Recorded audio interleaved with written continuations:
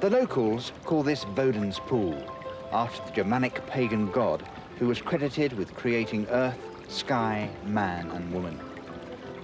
The water is the source of the river Lipp, which flows from the spa town of Bad Lippspringe into the Rhine and the industrial areas of the Ruhr Valley. Today, it's a peaceful and prosperous little town, just as it was 60 years ago when Franz and Hilda Kusserow arrived here with their 11 children. What began as a peaceful idyll became an epic battle between good and evil as the Kusserows defied Hitler and the Nazi regime. Franz and Hilda Kusserow were married in 1911, 3 years before the Great War that traumatized Europe. Franz Kusserow fought for his country, but his life and beliefs were transformed. The Kusserow story has been lovingly chronicled by the eldest of the 11 children, Anne-Marie, now aged 78.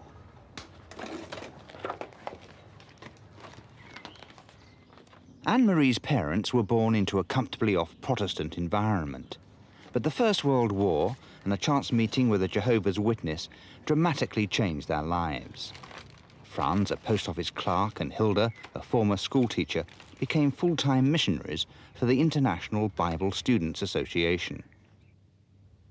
They came to this house on the outskirts of Bad Lippspringe to set up congregations in North Westphalia. No Kusserows live here today, but when members of the family do return, there are vivid memories. Magdalena is the Kusserows' fourth daughter. What are your early memories of this house? Oh, it was so nice. We played here in the garden, in this little piece, and then there also we had some trees with apples and some fruits. We had some potatoes, a salad, and different things. We played, we danced together, and then they took some flowers, they make a ring on the head. Then we went down with geese to the river, to bring the geese, that they could... Swim? No, swim also, yes, and we swim also. You took the geese for a swim? Yes, and on the way they took the grass and they ate and we had many fun.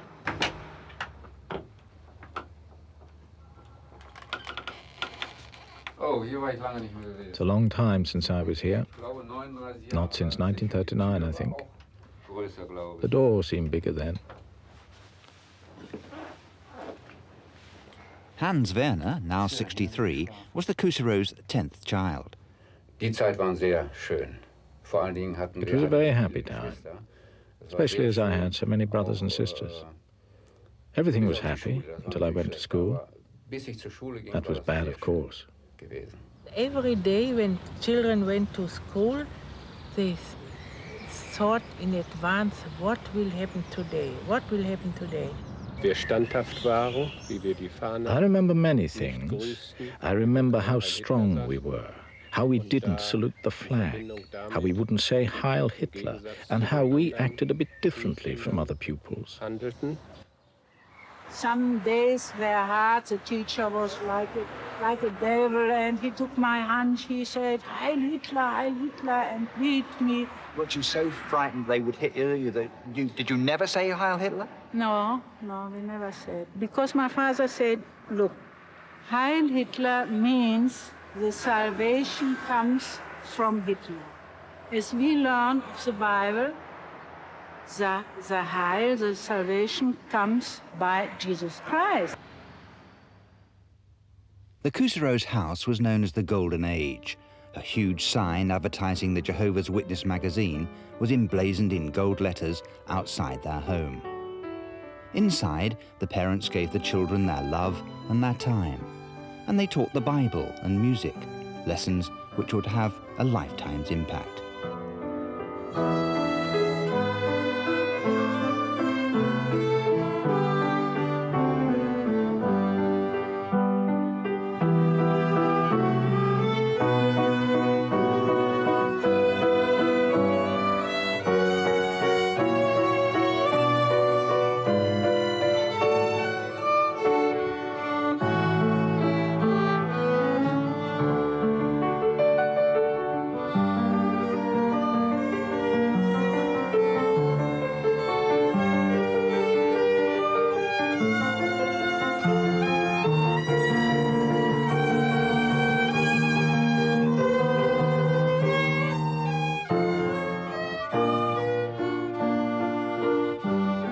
The Kuseros, then and now, firmly believed the creed of the Jehovah's Witnesses, that our world, now influenced by Satan, will soon be transformed into the 1,000-year reign of Christ promised in the Bible.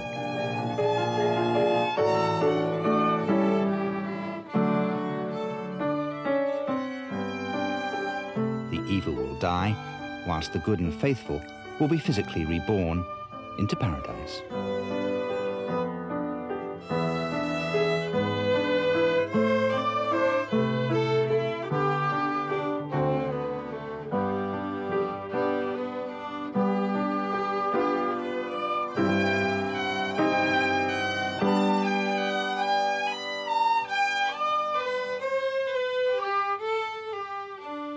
I was from morning to the evening visiting people who like to know what the Bible says about preaching work or missionary work.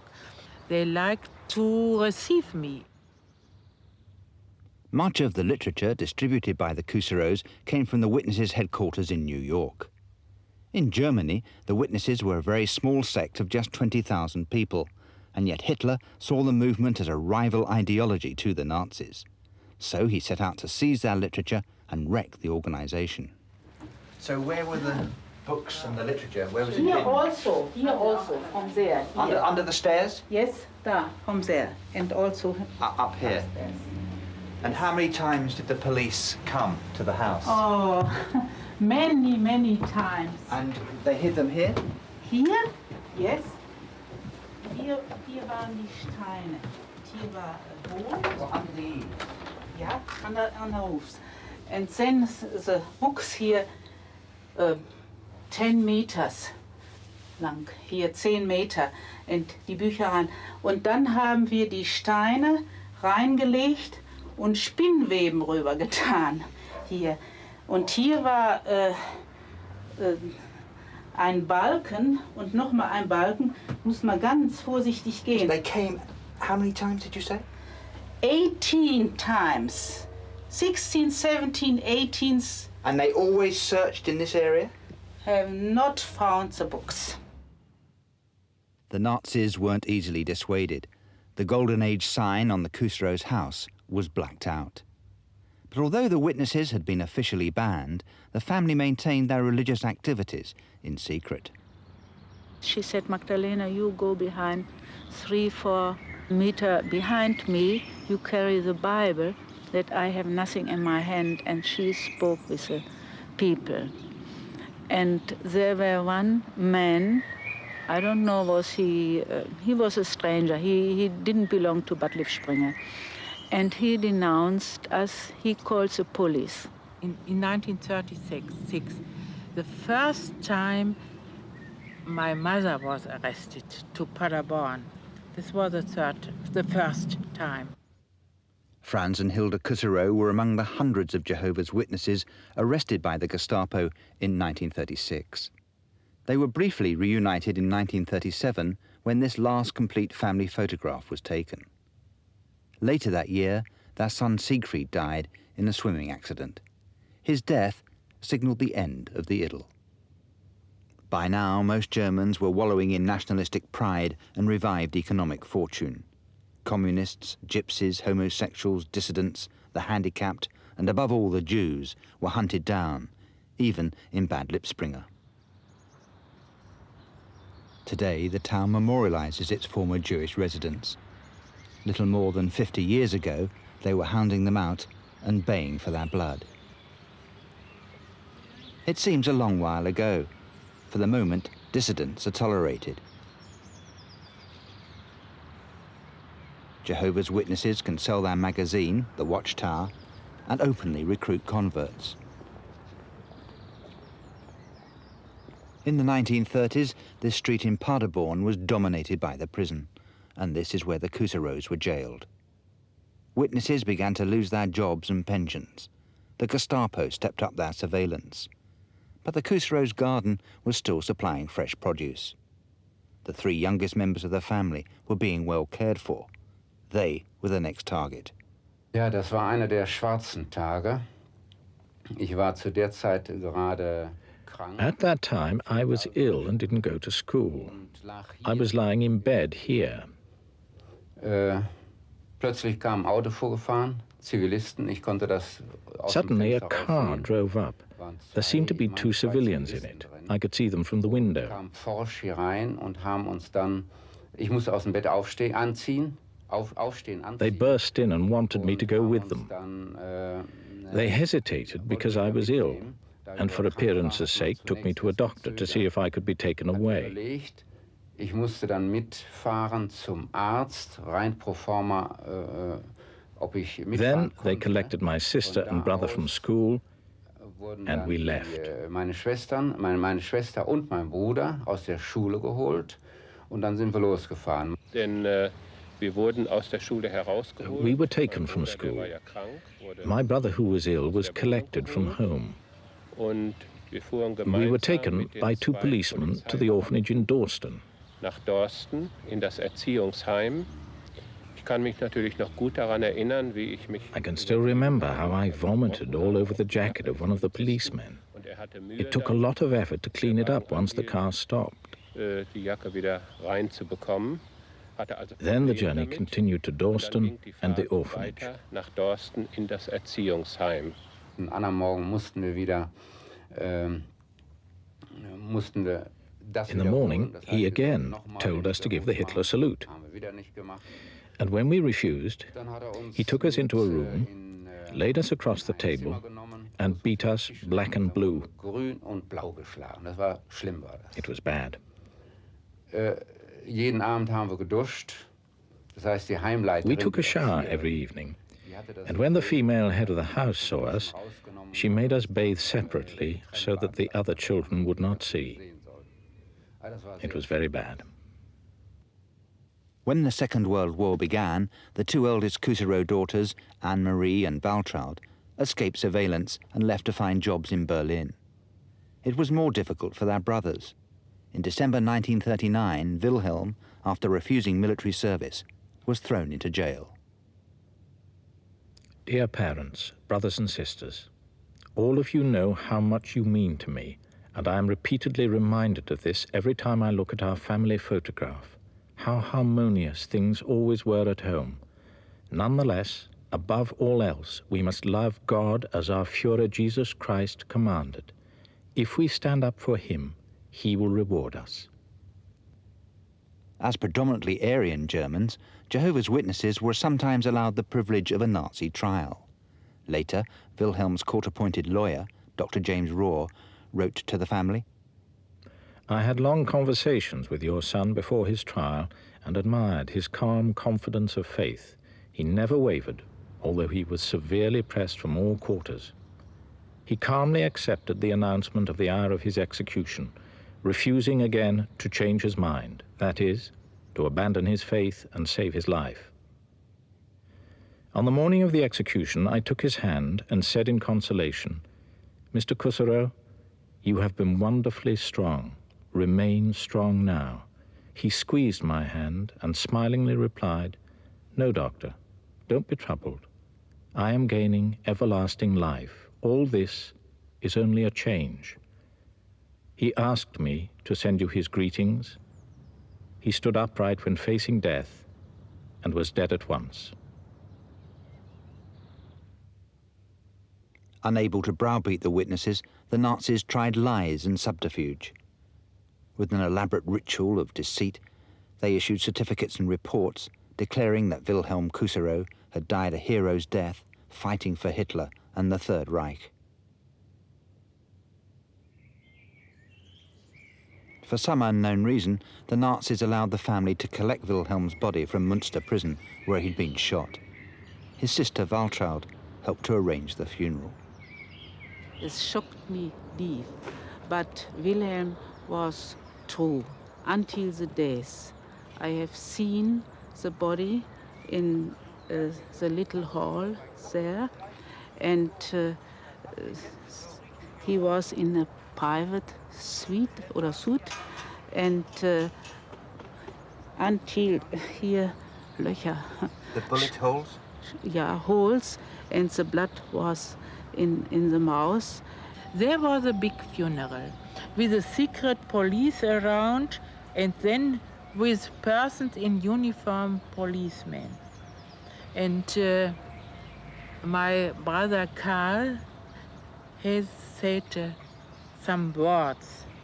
And then later, my brother Karl, because he spoke a few words and the prayer, the Gestapo kept him. Karl, son number 3, was the next arrested. He was brutally tortured in Dachau and Sachsenhausen concentration camps. In April 1941, the Gestapo swooped again. After a brief release from jail, Franz and Hilda Kuserow were re-arrested, as were their daughters Hildegard and Magdalena. Nazi tenants took over the house that once proclaimed the dawning of a golden age. The Kuserows were sent to concentration camps where the witnesses were forced to wear distinctive insignia. The Jews wore a yellow star, the witnesses a purple triangle. When we went through the concentration camp, we saw this purple triangle. Then I knew there's my sister. I said, "Hello, sister, how are you? What's your name? Where you come from?" The witnesses fared better in the camps than many prisoners. Absolute conviction in their faith and strict discipline helped their morale. Soon, Magdalena was joined at Ravensbrück by her mother and her sister, Hildegard. I saw my mother. I was so happy, and she told me everything. She was happy, and it was really good because I had swollen arms. I couldn't walk. I couldn't dress myself because of this sickness. It was rheuma or something. And my mother, she dressed me. She made my hair. Despite the evil and hardship at Ravensbrück, Frau Kuserow kept her faith. Her son Wilhelm had given his life for the faith, and younger brother Wolfgang, when called for military service, showed true Kuserow defiance. I was brought up as one of Jehovah's Witnesses according to God's word contained in the Holy Scriptures. The greatest and most holy law he gave mankind is, "You shall love your God above all else and your neighbor as yourself." Other commandments read, "You must not kill." Did our Creator have all this written down for the trees? Just as Jesus Christ and his disciples were persecuted, so are God's people also persecuted today. I know for sure that if Jesus Christ were to live on earth today, he would be persecuted just as he was then. Wolfgang was beheaded on March the 28th, 1942. The night before, he wrote, "My dear parents and my dear brothers and sisters, I shall leave you as your third son and brother early in the morning. Be not sad. The time will come when we shall be together again. Those who sow with tears will reap with joy." In James chapter 1, verse 12, it says, "Blessed is the man that endures temptation, for when he is tried, he shall receive the crown of life, which Jehovah has promised to them that love him. In this faith and in this conviction I go from you, your son and brother, Wolfgang."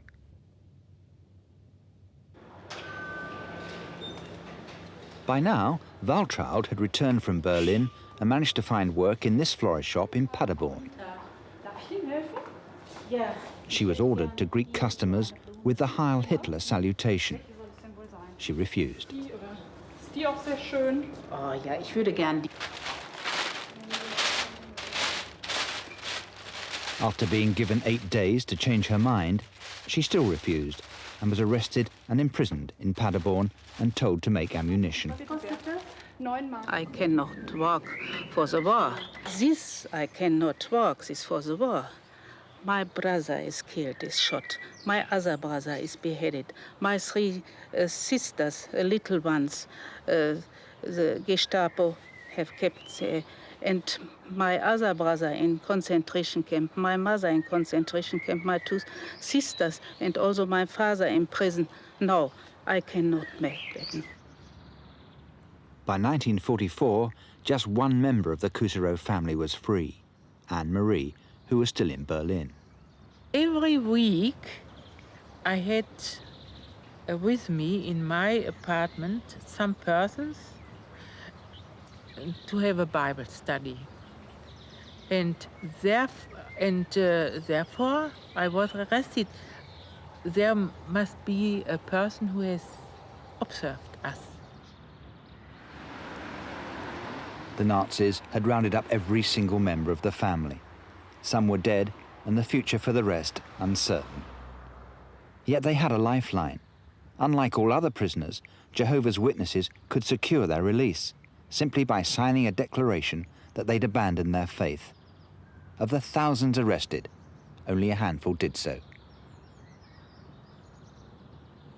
I was not ready to sign. I thought I have think over my parents, my little children. I mean my brothers and my sisters. They are so faithful, so obedient, although we all were separated. We were all separated. And when I now am free, what should I do? My conscience, I have thought it over.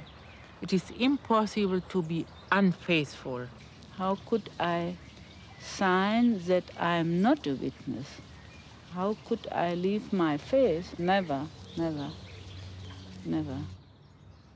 In April 1945, Ravensbrück concentration camp was liberated. Hilda Kusserow and her daughters were released. Imprisonment had strengthened their faith, and morally the witnesses had defeated the Nazis. Hilda was reunited with her husband, and with the surviving members of the family, rebuilt their lives. Although they never returned to their Golden Age home, they always remained faithful Jehovah's Witnesses. They were back in a Germany where the Protestant and Catholic churches were still the predominant religious groups. Despite rebellion and martyrdom by some believers, most church leaders had bowed the knee to the Nazis. Hitler, confirmed a Catholic, was never excommunicated. The church was silent, whilst millions of Jews and others died. Among the organized Christian religions in Germany, it was only the Jehovah's Witnesses who refused any compromise at all with Hitler and the Nazis. Like the first Christians, they too were reviled and ridiculed, and they were martyred. Among the millions who perished in the Holocaust, there were some 5,000 Jehovah's Witnesses, and yet those who survived still proclaimed, there is a purpose to all this. There is a God.